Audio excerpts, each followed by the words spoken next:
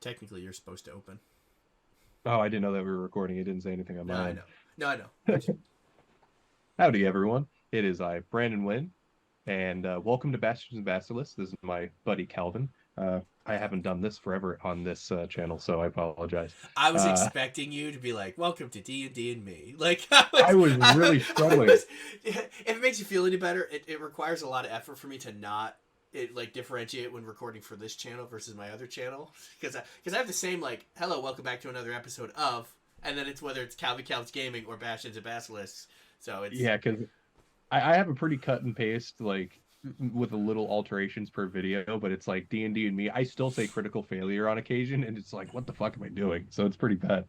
But we're on the OneD&D Paladin, uh, which I've yet to look at, and I don't know if Calvin has looked at it yet. So I'm going to no, be taking a fresh look at this. no, I haven't looked at Uh, it at all. already have to skip all this. So we're just going to go straight into the class features, which at first level, you're going to get lay on hands. So your blessed touch can heal wounds. You can have a pool of healing power that replenishes when you take a long rest, which is, was it long rest last time? I don't remember. I haven't played Uh, but the Paladins. yes, I'm pretty sure it was still long rest. With that pool, you can restore a total number of hit points equal to 5 times your paladin level, which I remember that. Yep. As a magic action, you can touch a creature, which could be yourself, and draw power from the pool of healing to restore a number of hit points to that creature up to the maximum amount remaining in your pool. In addition, you can expend 5 hit points from the pool of healing to remove the poison condition from the creature rather than using those points to restore hit points. Uh, So wasn't cursed also on that list? so right out the gate, it's already weaker because Yeah, yeah, it might get upgrades later on, but yeah, normally I think it removes the poisoned, paralyzed, diseased, or maybe not paralyzed, but it can remove diseases and poison at least. So it's I might be already thinking diseases, not curses. right. It's already weaker because it can't remove diseases. Yeah, you just get poisoned, which But it yeah, at but low level is the okay. But replenishment, yeah. Otherwise, it's the exact same because it is a yeah, long rest. Because if you're a paladin and you get up to level 20, you take a short rest. You're able to replenish. You're able to get to 5 times yeah, 20, 100 hit points per short rest. Like that. That makes a huge difference, especially at the higher end. yeah, You're like short rest, yeah. cool. I heal you, or I heal me, or I heal we're Just start doling out a because hell of a lot of at heals. that point Mainly if you there's at do that point having a paladin in the group, there's no point in using hit dice. exactly. At that point, it's like depending on how you run short rests. Also, it's like if you do the hour short rest, you spend like just a couple hours just healing everyone. It's Right. impressive. First level spell casting. You have learned to cast spells through prayer, meditation, and devotion.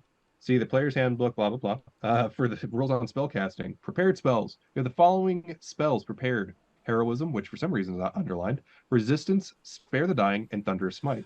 Alternatively, I think because they've probably in this document they changed them. So yeah, I wouldn't be surprised. those are the ones that they've changed. Also, when I did it, I don't think I went through the whole thing for spellcasting. No, you're good. Uh, you can prepare 2 level 0s, which are also cantrips, and 2 first level spells of your choice from the Divine spell list. Whenever you finish a long rest, you can meditate and replace any spells you have prepared for this class under another Divine spell under the same level. I don't remember if Paladins could do that. I never really could understand They didn't get cantrips spells. before. That's They new. did get. Oh wow, I didn't No, know they that. Like I said. yeah. Oh yeah, I have a whole book Pal on like the regular Paladin spells. Paladins and Rangers, yeah, Paladins and Rangers didn't get cantrips because they weren't considered like they're partial casters. So Wow. them having Yeah, because they cantrips don't is even get kind of typical spells. interesting. Even if it's not something super powerful, like it's just another thing that they could add to Yeah. their repertoire. So Yeah, because most of the time, if I played a paladin, it was usually smite and or healing. That's all I really focused on, even though there was, and that was years ago I played them, the so I only haven't looked at. paladin I've played is in your game, and only really partially because it's more Yeah, a monk than a paladin. you just punch things I harder with just smite. punch things real, yeah. Which apparently you can't Uh, do.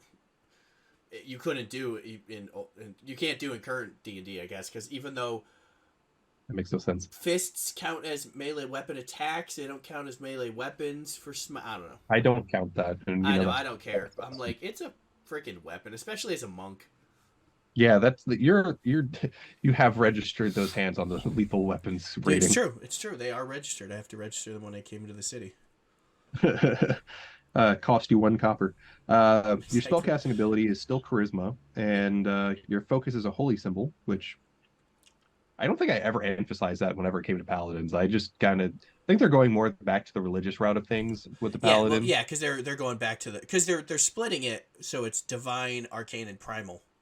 Yeah. So they're Um, part they fall under divine. So I I so that makes me I, wonder if they're I going to make hope them I hope they're not bringing them back to what they were in third edition. where they had to be lawful good. Yeah, or like That's what I was I looking at. like a because they've already established that like uh the morality or the alignment is subjective. Lawful good in one country is lawful evil in another. Like the law is different depending on where you go. Yeah, And whether or not it's evil or good is subjective. So, um, it's but definitely weird. giving them, yeah, I'm like giving them an actual focus means that maybe their oaths now are actually to gods instead of. So they're back. I like that they went away from being, they're They went still more they're still secular and divine more. warriors, but it's because they're more like knights, Yeah, like holy knights than holy or clerical fighters, which I kind I of was like. thinking more like religious zealots rather than, or they went away from the religious zealotry type of thing Yeah, to more of the you could have paladins of any specific alignment, right. and that kind of makes it better. Like I'm okay with the religious zealotry if you want to make your character like that, but if you're railroaded into being a lawful good knight or a lawful good paladin, that kind of defeats the purpose of playing for like if you want to play say any other god that is anything Right, and but. And like and then I that said, it's means you can't have like if they're doing that, then that means that monks have to be lawful and barbarians have to be chaotic, and like yeah. it defeats. And I don't think I don't know. We'll see, but I don't see it so far, but we already have seen how I try to not play with alignment in general, no, I know, but unless it like becomes a very it important will annoy thing. me So, if. Anyway, go ahead. second level, you get Divine Smite. Uh, when you target a target, wow, that is great English right there. When you strike a target, you can channel divine energy to smite it. Immediately after you hit a target with attack roll using a weapon or unarmed strike, they added it, unarmed strike. You can expend 1 spell slot to deal radiant damage to the target. The damage is 2d8 for a first level spell, plus 1d8 for each spell slot higher than first. You can use Divine Smite no more than once during a turn, and you can't use it on the same turn that you cast a spell. So I think they added some more like requirements to it. You can't use it multiple times now. Yeah, they limited. Well, yeah, because if you're a paladin, you get 2 swings or something, and then you You're could just dumping Smite into something. yeah you could smite twice around. Yeah, I honestly enjoyed being able to Smite Or they multiple times. cast or some they cast some of their so they're like they've expanded it because you could use it on unarmed strikes, which why does it Yeah, matter? Just make I guess that's like a just rule make warrior unarmed thing. strike weapon attacks. Yeah, Um, so it seems like an easier thing to just make unarmed strikes weapon attacks. But yeah, you could do it more than once a turn, so they're limiting how many times you can do it, and you can't do it if you cast a spell. So you can't ironically cast like brandishing smite and then punch somebody and then smite them with yeah. a normal smite, divine smite. I wonder if there's a reason why they're limiting DPS in this area because it makes me wonder if they're trying to make it more difficult to kill certain creatures. Yeah, I'm just thinking ahead now. Uh, I don't it's know. very strange. Second level fighting style. You have honed your martial prowess and gained the fighting style, defense feat, and wow, Jesus Christ, I can't read. Sorry, I got a text at the same time. Uh, defense feat, or you gain another fighting style feat of your choice. Whenever you gain a feat at later levels, fighting style feats are among your options, even though you aren't a member of the warrior group. Does Kind that of mean you looks could? like they're Does that mean you can pick more than one fighting style feat? I haven't seen. Now I need to look. I don't know if they do. No, they're just doing in this one that's just the epic feats. Okay. Because that means if they don't limit you, then that means you can take multiple fighting styles. It'd be pretty cool if you could. Which will kind of beef up fighters if they increased fighters back to kind of what third edition was, where they get feats. I mean, they already get 7 feats, which is a lot. And they get like feats every level or some shit. In second edition, they got it every even level. So they got it 2, 4, 6, 8, 10, 12, 14, 16, 18, 20. And then you got feats, I think, every 3 levels. Normally. And then like everybody got a first level feat. And then so I think like it wasn't until a fifth level fighter that you didn't get a feat. But then you got like 2 at 6. So yeah, fighters in third edition, they got so many feats. But that's really all they did. Yeah, that was their entire MO. They didn't have nifty specific subclasses and whatnot, so. Bless you. Thank you. I don't know if that I don't know if that was like a lag. So I don't know if I said it as you sneezed or not because of how. No, it was after. Okay, so yeah, on mine it was like right before. Third level, Channel Divinity. You can channel divine energy directly from the outer planes, using that energy to feel magical effects. Sorry. You can start with one such effect, Divine Sense, which is described below. Other Paladin features give additional Channel Divinity effects options. Each time you use this Channel Divinity, you choose which effect to create from among those you have from this class. You can use Channel Divinity twice. You regain 1 expended use when you finish a short rest, and you regain all expended uses when you finish a long rest. That seems...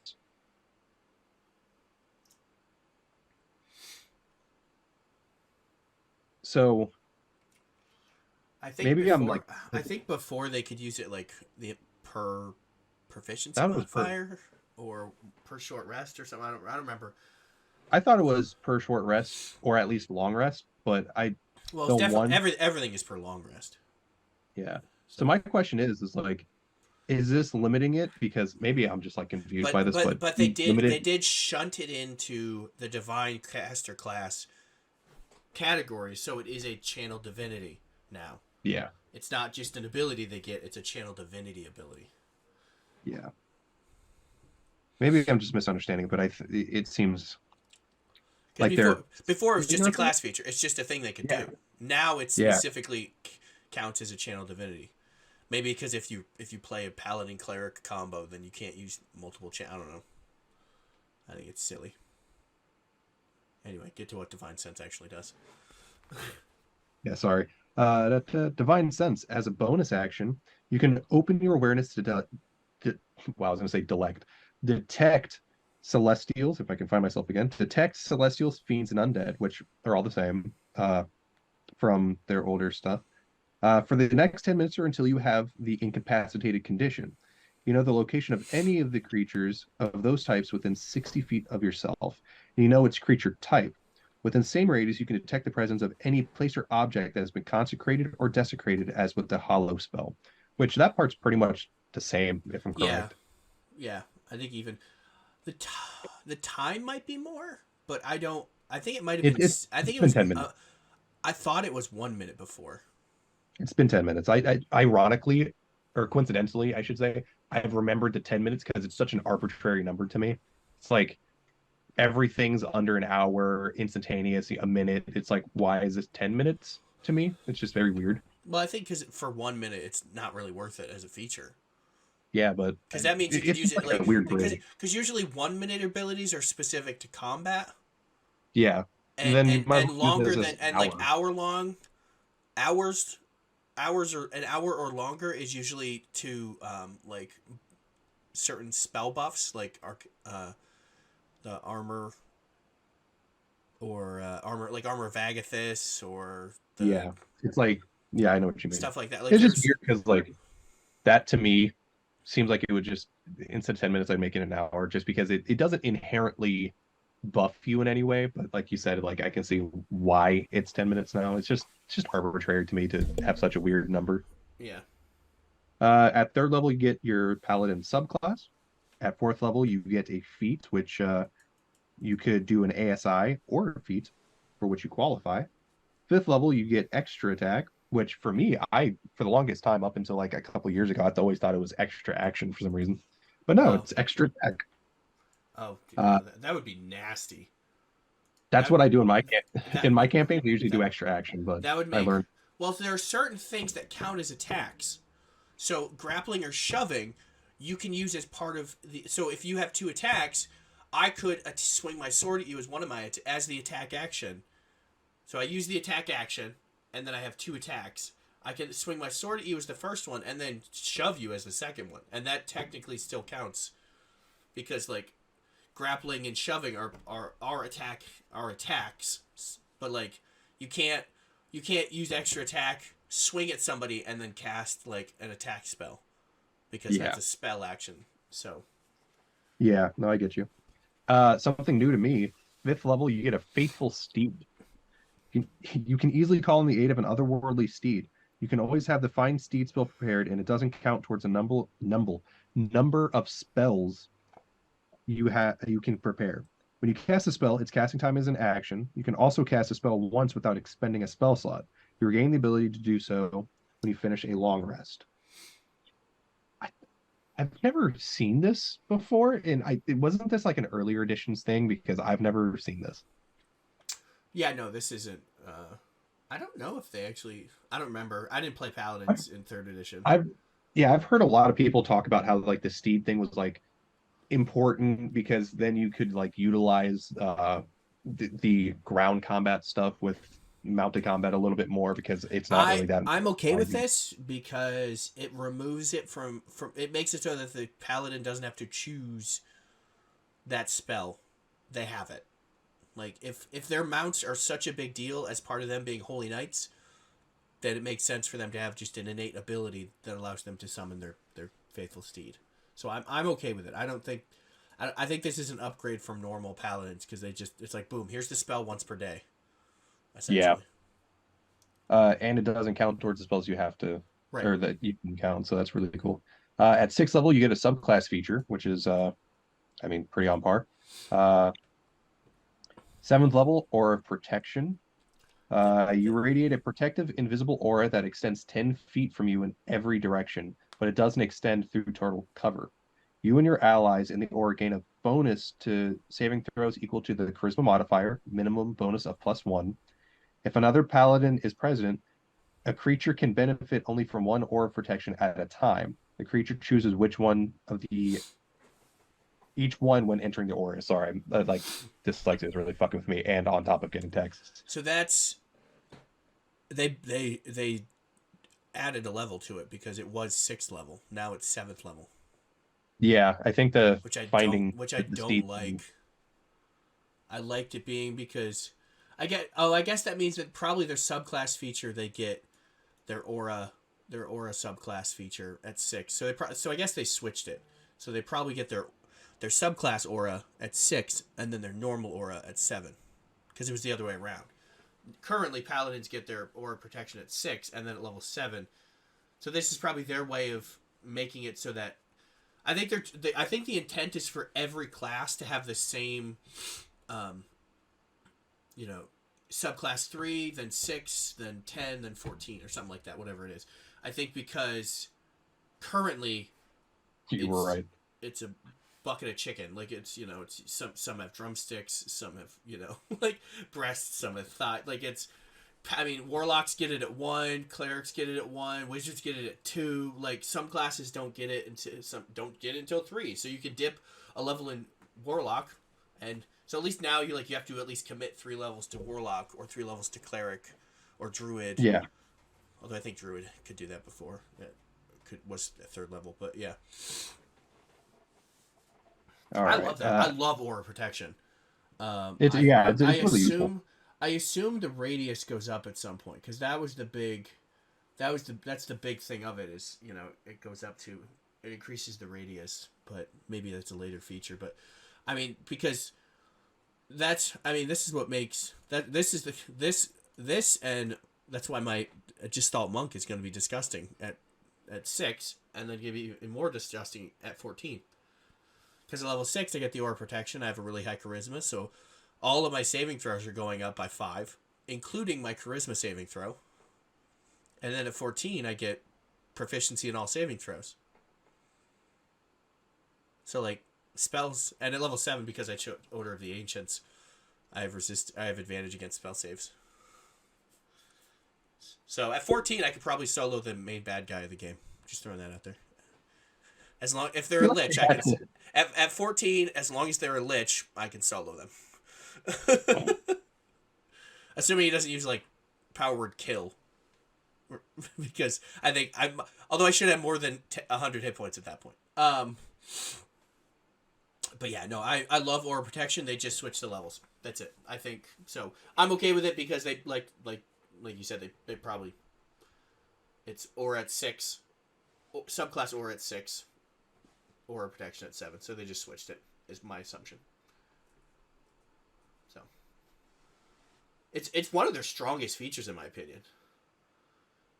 Because like if your people hang around, somebody's throwing spells, fireballs, or anything like. Paladin's like, what's up? Yeah, he's just standing there. Even a +1 in Curtis's game. Lily, my older sibling, they only have a +1. Like their charisma is garbage, but that saved their ass. I think we got into a fight where it's like, oh, you have to roll this thing, and like they succeeded. I think at least 2 or 3 saving throws in that fight because that one bonus from their charisma, like. They would have failed it by their charisma modifier. So it even at a +1, it makes a difference. I like that it's minimum 1 because that means that the paladin doesn't have to have a charisma modifier. You can have a paladin with a 10 if you so choose. Yeah, it's still a minimum. But you still get a bonus, so it's not minimum 0 or so. Anyway, keep going before we spend a year. Yeah, at 8th level, you get a feat, which. Seems pretty on track to whatever everything's been going on. 9th level, you get Abjure Foes. As a magic action, you can expend 1 use of your Channel Divinity to overwhelm foes, with Divine Awe. As you prevent your holy symbol or weapon, you can target a number of creatures equal to your Charisma modifier, minimum of 1 creature, that you can see within 60 feet of yourself. Each target must make a Wisdom saving throw. On a failed save, the target has the Dazed and Frightened conditions for 1 minute, or until it takes any damage. On a successful save, the target has a dazed condition for 1 minute, or until it takes any damage. I don't know what the dazed condition is directly. I don't remember exactly, but that... So even if they save, they're still dazed. That's beefy. Yeah, that's... I usually don't see it's many not an all or like nothing. That. It's like you fail, you're dazed and frightened. I don't know.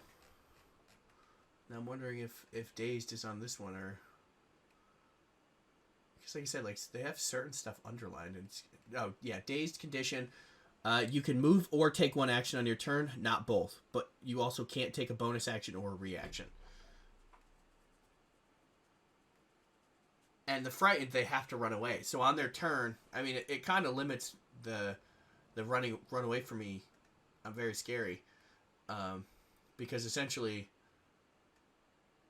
yeah. So if they fail. They are dazed, so they can only take an action or a move action. So either an attack action or a move action. No bonus or reactions, which is good. Because you can go, whoa, everybody run away from the Hydra.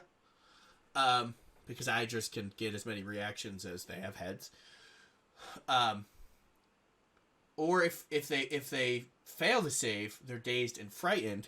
So now on their turn, they have to run away from you. Which means they're only running 30 feet probably. But... Or no, it's for a minute. So you can go. Wah! So if you wanna focus on somebody, oh yeah, you can. Oh, that's nasty. Yeah, no, that's really good, because it's 1 minute or they take damage. So as long as you don't deal damage to them, so you can essentially, if there's a group of bad guys, you do it. You hit 5 of them, ideally, and then you just focus fire 1 down, because the rest of them like. You can run away and like pot shot at them, and they can only move. So it's very much it's very much a useful crowd control ability. I like that. That's a really good ability. All right, Jesus. didn't even realize how potent the dazed effect was until now. Yeah. At 10th level, you get a subclass feature. At 11th level, you get Radiant Strikes. You are okay. I thought this had suffered. You're so suffused with divine might that your weapon strikes carry supernatural power with them. When you hit a target with an attack roll using a simple or martial weapon, the target takes an extra 1d8 radiant damage. So you could theoretically do that with ranged attacks Correct. also. Correct, but I not wanted to make sure unarmed. before, like, yeah, I had to make sure, even though that doesn't make sense. Because We're gonna because because once again, it does not specify unarmed strikes. Unlike yeah, it does. Smite, which specifies weapon or unarmed strike. So they could have just said weapons and you would have been fine. I don't know why they had to word it simpler martial weapon. I mean, they could even go. They could just go, with an attack roll using a weapon, but not unarmed strikes. And I'd be like, Yeah, they I was better. like, at least you specified because you're following. Because this feels inconsistent with the guide, like with the formatting. Because they specified earlier weapon, and why not? So Yeah, it's pretty weird. it would make But more sense for them to at least follow the same format that they used in Smite, in this, where it's any weapon attack but not unarmed strikes. So they're specifying not unarmed strike. It's yeah, implied. it is. It's implied here that you can't use an unarmed strike, but why not just do it this anyway? But I mean, yeah, an extra D8. I mean, you only swing twice around, but an extra D8 is an extra D8 radiant. I mean, that means that you can. Well, That means that you can kill like zombies outright because that's radiant damage. They don't come back from that. Or vampires. You hit a vampire, they don't regenerate. So it's very anti undead, which I like. yeah. I mean, I like At 12th undead, but level, I'm trying to. yeah, I know what you mean. At 12th level, you get a feat. 13th level, you get Aura of Courage. You and your allies are immune to the frightened condition while in your aura of protection. If a frightened ally enters the aura, the condition is suppressed while that ally is there. I kind of like that, where it's like they still are frightened, but if they run closer to you, it's like a comforting Or feeling. you run closer to them. Yeah, that works too. Actually, the You specific thing about move as a frightened is unit. the specific thing about frightened is like you're supposed to run away and you can't attack, or no, you can't move closer. Sorry, you don't have to run away. You can't move closer when you're frightened, and you can't attack the person that frightened you. I don't think so. At least while they're there, the paladin can run over. So they frighten the wizard or something. He can run over to or they can run over to the wizard because paladins can be any gender. They can run over to the wizard and be like, "What's up, buddy? I got you, fam." And now the wizard's like, "Cool, nuclear fireball," or whatever. And I mean the immunity to the frightened condition. I mean that's I don't know if they have it currently, but that was a big deal in third edition, being immune to fear effects. I know that they became immune to fear at some point within It's so powerful. It was really powerful. Actually, it was funnily enough, it was too powerful for the where's my sandwich? Good question. When are you coming down? Never. When you coming up? Arguably never. I hate the cold. We'll come up in the summer. It's pretty much this. It's actually like your summer, your winter. That's still cold as fuck to me. Actually, no. It's usually it does get pretty hot. But I mean it's relatively similar humidity. But 80s and 90s with ridiculous humidity. Anyway, yeah, in third edition or 3.5, they were immune to fear unless they went to now I can't remember what the hell it's called. The domains of dread, where Strahd lives. It was its own. That was its own. It was its own realm of existence. So because of the dark gods in those realms were so powerful that paladins were not immune to fear. They had advantage, like they had like a +4 versus fear effects, but they weren't immune, which is that was their way of being like paladins would be too broken in in Ravenloft. There we go. I'm thinking Ravnica because it's close, but no, Ravenloft. There we go. Paladins were too powerful for Ravenloft, so they had to nerf them. But yeah, that's a good ability because once again, if you're a lot of undead use fear effects, so you're using, you're fighting against something that tries to frighten your group. You're like no, so you don't even have to use. You don't even have to use an ability to stop the frightened effect. It's just like, everybody hang out with me. Yeah, it's just so useful to be able to suppress it also to where it stops. Which includes your steed, by the way, because it's adjacent to you. Because you're riding on it. That's important to know. Oh yeah, yeah. Your steed can also become frightened, and it's just like Not if you're on just it. becomes automatically fucking terrified. Not if you're on it. Because it's immune while it's in the aura. Which, theoretically, you're walking with it or next to it. So, it's immune. Anyway, sorry. Continue. Stop texting. I'm trying to set up my personal trainer again because it's like communicating between three different people. It's annoying. The 14th level, we get a subclass feature. At 15th level, we get Restoring Touch. When you use Lay on Hands on a creature, you can also remove one or more of the. We talked about how this might come up later. You can also remove one or more of the following conditions from the creature. Excuse me. Blinded, charmed, dazed, deafened, frightened, paralyzed, or stunned. You must expend 5 hit points from the healing pool of Lay on Hands for each of these conditions you remove. These points do not restore hit points at the same time. Don't also restore hit points. So it's a... Yeah. So this is... I don't remember if Lay on Hands used to just cure all it. I don't remember. No, you did still have to spend 5 points per effect you wanted to remove. Okay, yeah, I didn't know. So it's the same thing, but why they don't get it till 15 is bonkers to me. Yeah, I think it's because they wanted to like. It's kind of like how we talked about the druid, how they kind of just did filler shit. I think that they kind of took it out just. Yeah, but this is really late. Like it is. At this point, I mean, yeah, I guess at this point you're coming into effects that can do these things, but like it's less of a worry at level 15 because you have a lot stronger by that point abilities. You have a lot of stuff. You have a lot stronger abilities to resist stuff with. Yeah. At 16th level, you get a feat. 17th level, you get Aura expansion or expansion, where it just extends. Now extends 30 feet from you rather than 10 feet. I thought it was already 30 feet. No, it's 10 feet. I don't know why. Usually, I don't know why they don't. Usually, they tell you inside the same ability that it goes up. It's like, oh, it's once you reach level 17, then it goes to 30 feet. Just the way that it went. For some reason, they just want to have some, filler. Filler, man. 18th level, Divine Conduit.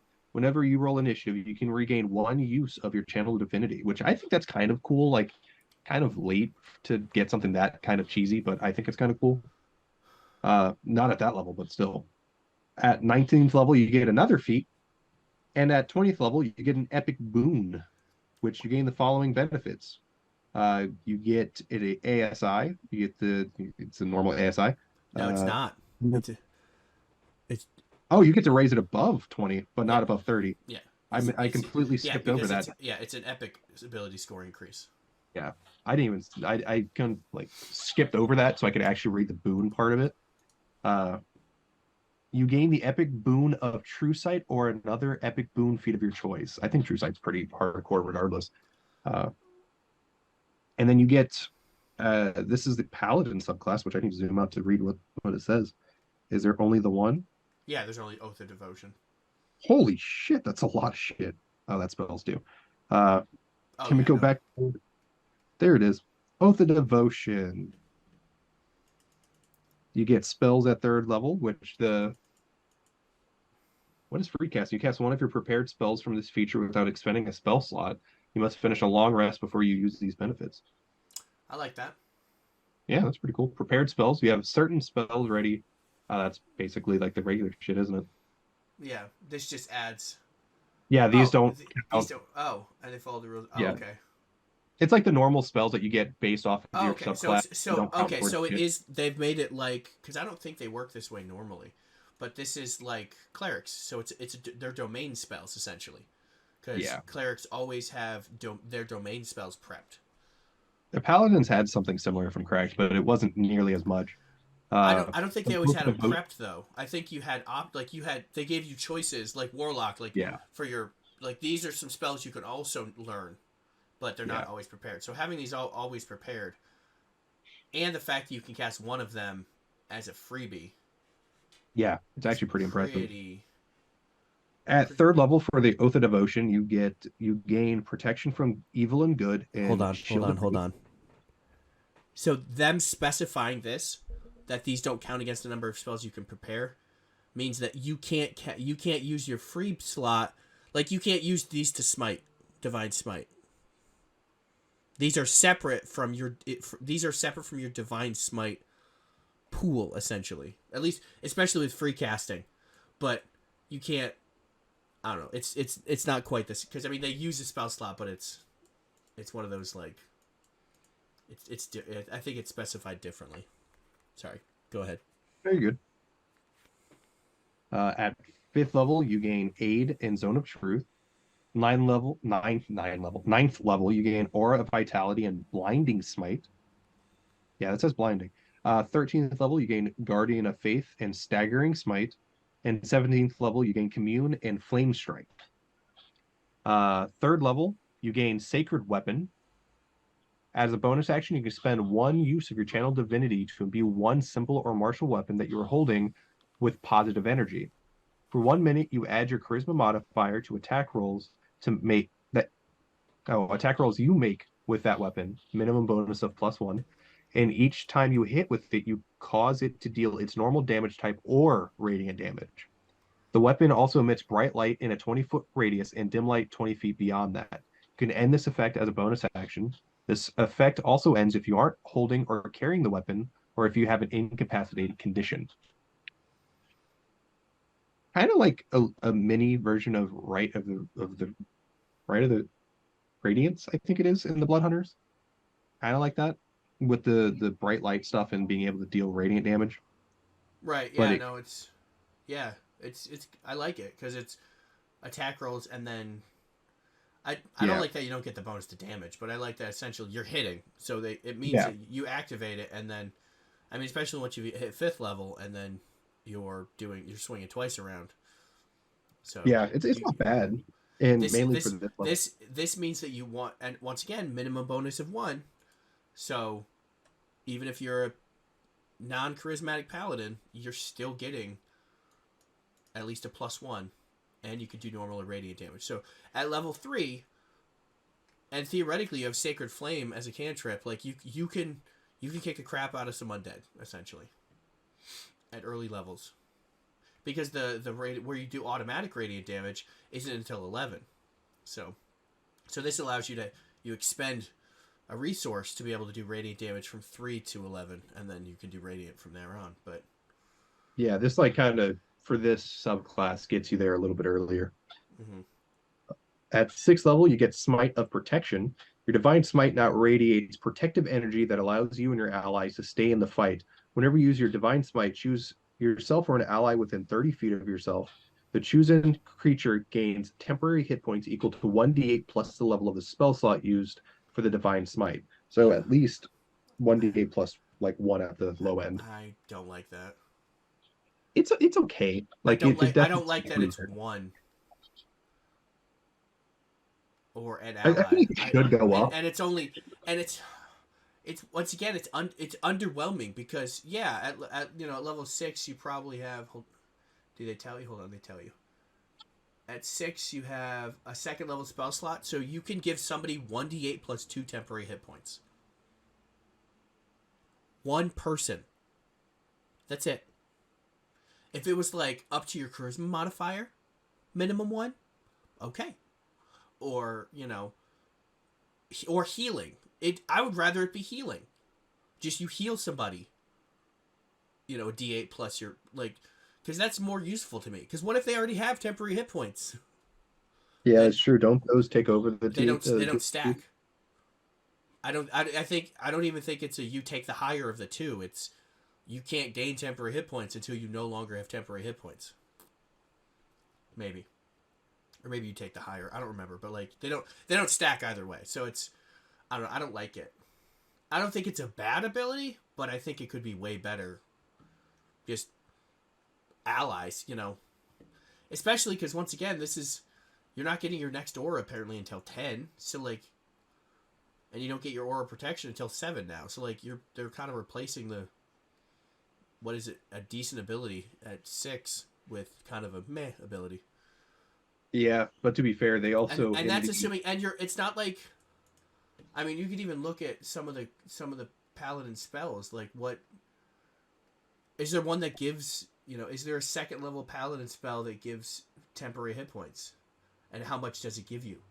Is it more than what you get from smiting? So, I don't know. They're just all smites. Cool. No, I don't like it. It's underwhelming to me. I completely agree. Like, at least it's not like the core class where at level 15 you got the addition to the lay on hands. Underwhelming, but at least this is lower level underwhelming. Yeah. Uh, But yeah, at 10th level, a D8 plus 2, at that level, D8 plus 2 temp, because that means you could get 3 hit that's points. 10. Yeah. You The get low on 3 to high 10 temporary hit points, which can be a lot, but you're level 6, things are probably hitting you often enough that those temp hit points are nothing. So at least Yeah. boosting an aura, like boosting allies within 30 feet, you know, more than one. I don't know. Well, talking about that, segueing into the 10th level, you get Aura of the Devotion. You and your allies are immune to the Charmed condition while in your Aura of Protection. The Charmed ally enters the Aura, the condition is suppressed while the ally is there. So it adds to the Charmed also. Right. At 14, It adds to the aura of protection, which yeah, is good. you get Frightened and Charmed on this one. You don't get frightened until higher level, but yeah, yeah, no, because that's the aura of courage, which you don't get till 13. So, but at 10, it's you know, you want your allies to be near you. It kind of definitely reinforces the paladin being near, which means that at level, okay, yeah, so that means that once you get to aura expansion, once you get to 17, that means allies within 30 feet of you have bonuses to all their saving throws equal to your charisma, are immune to the frightened condition while within your aura, and immune to charm condition while within your aura. Like, yeah, it's a good ability. It's a good utility ability. Yeah, it definitely helps with specific things like vampire fight or something. Right. It's niche, but it helps, in my opinion. It feels like every part of this is going very specifically anti-vampire. Yeah, anti-vampire undead like area. Yeah, it's very focused on undead. 14th level, Holy Nimbus. As a bonus action, you can imbue your aura of protection with holy power. The aura gains the following benefits for 1 minute or until you end them as a bonus action. Radiant damage. Whenever an enemy starts its turn in your aura, the creature takes radiant damage equal to your proficiency bonus plus your charisma modifier. That would suck if your charisma modifier is low, because it doesn't say a minimum of 1. Right. Or sunlight. The aura is filled with bright light that is sunlight, so things like vampires would get fucked in that. So they're taking radiant damage, which means they can't heal. Once again, yeah, you're soloing Strahd at this point. Because you're immune to you're immune to, I know, but he's a vampire, but you're in his domain and it's very terrifying. But like, yeah, I mean, yeah, at 14, I mean, at 14 you're supposed to be kind of powerful, but yeah, you're like, what's up, vampire? Aura of sunlight, and which means that which once again at level 17 will make it 30 feet. So you have sunlight for 30 feet. It's not even done yet. Listen to this part. Once you use this feature, you can't use it again until you finish a long rest, unless you expend a spell slot of at least 4th level when you use it again. Right. That's pretty interesting to me. I've never seen an ability like that. Because why?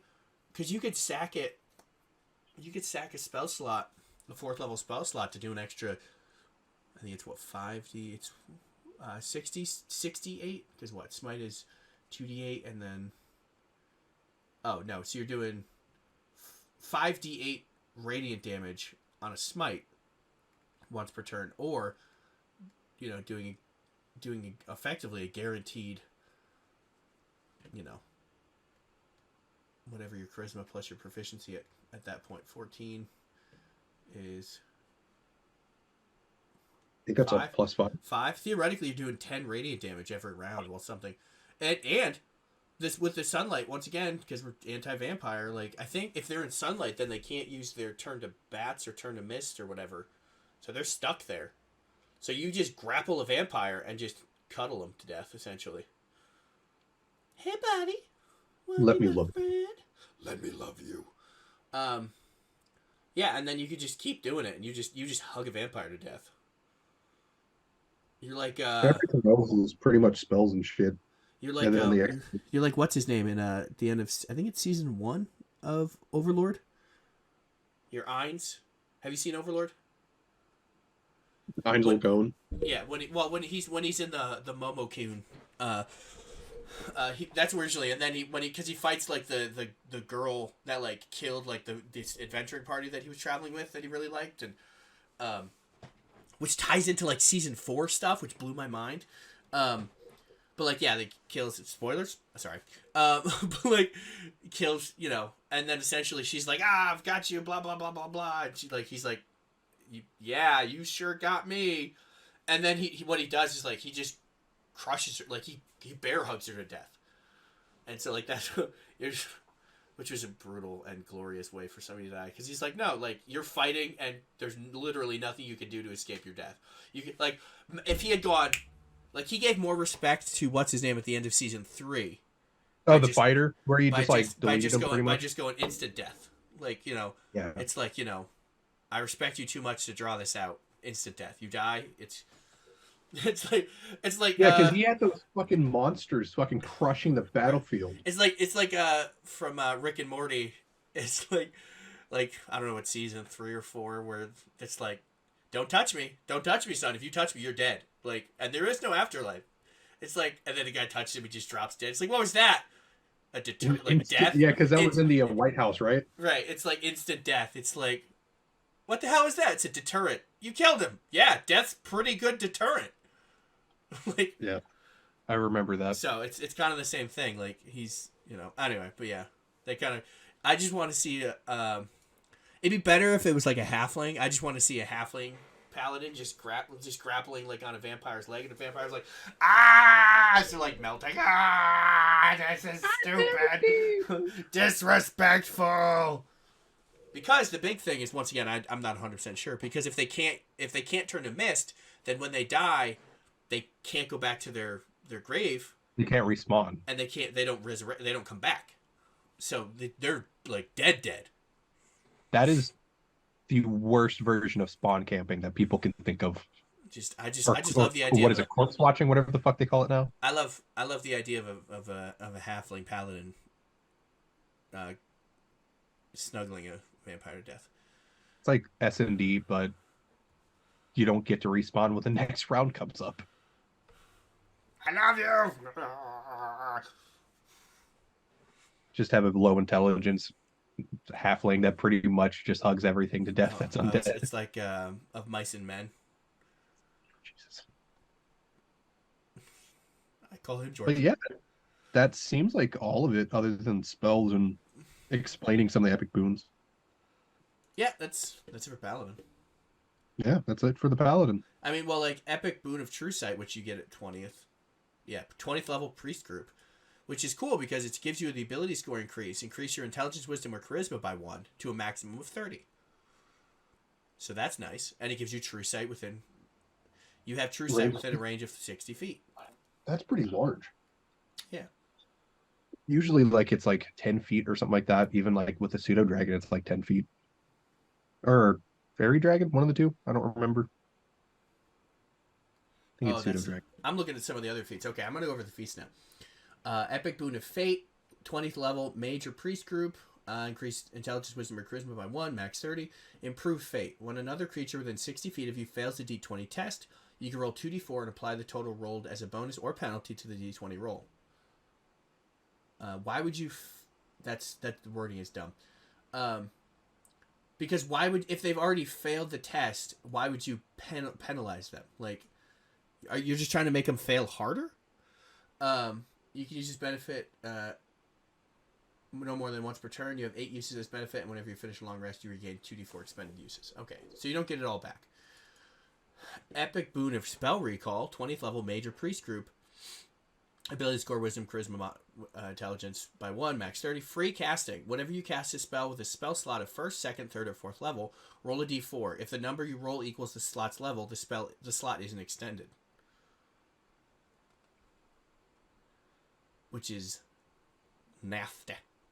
Because I'm thinking of it like as a wizard. You're just like, magic missile, magic missile, magic missile, magic missile, magic. I mean, they I don't know if they're giving them, you know, their unlimited 1st and 2nd level spells.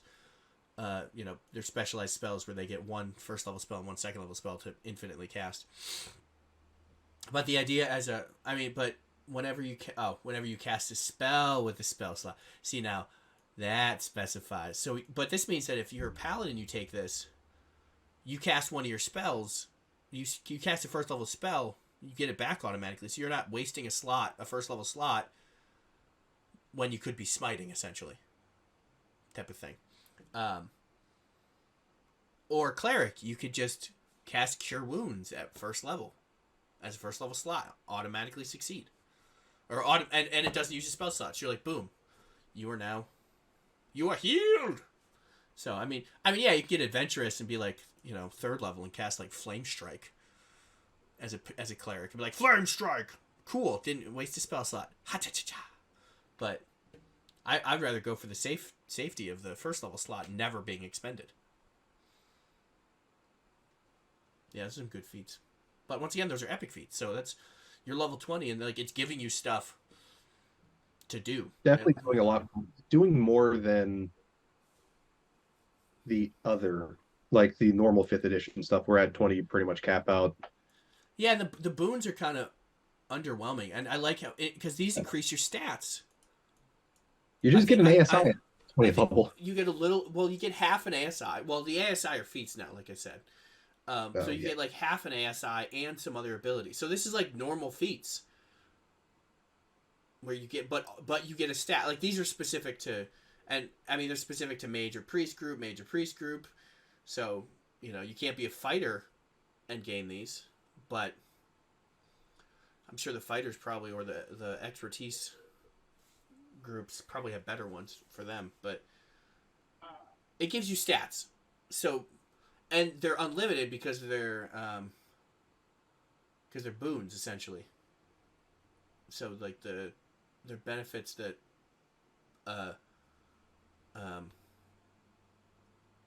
GM can give as a reward. So you level 20. So this is kind of, instead of giving you more levels at 20, they're giving you more boost. So then you're like, cool. You're like, we've been traveling around. We've been doing, like, helping these countries or whatever. And we've gotten a ton of boons. So we have all of these abilities and whatnot. Like the one you get at when you max level, the ability score increase. That might be a boon. I don't know. I don't know. So you can have higher stats. So you can be like, let's go fight a Tarask finally. I have 30s across the board. You know. Let's go fight a Tarask. Sounds like the worst, like, 1st level party thing ever. Right? Just crits for days. Just crit. But no. Yeah, that's... Alright, that's it. Yeah, that's it for the end of the video. Thanks, guys, for watching this. Thanks for watching. Please like, subscribe, and comment. And now you get to listen to the outro song. And